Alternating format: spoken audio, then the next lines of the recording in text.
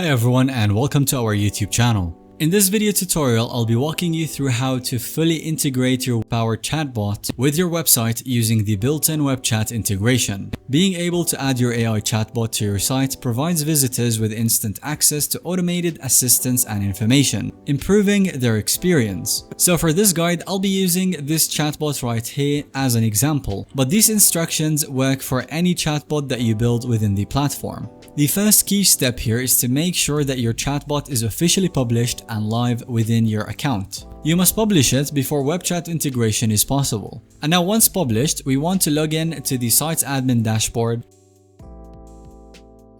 and then navigate through the channel until you can configure the external chatbot integrations. Here you will see that we have two main options for web chat integration: a pre-configured script for a quick one-click setup and a configurable script for deeper customization. The difference here is that the pre-configured script provides all of the core front-end code needed to automatically embed your chatbot onto your site. It's the fastest way to activate the web chat.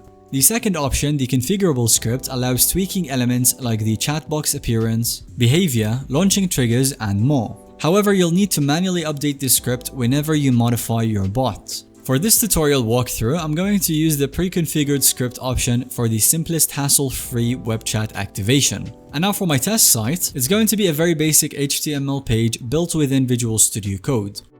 I'm going to copy the pre-configured web chat code provided by Botpress. Next up, within the HTML body tags of the page, you can paste the integration code snippet to embed the chatbot.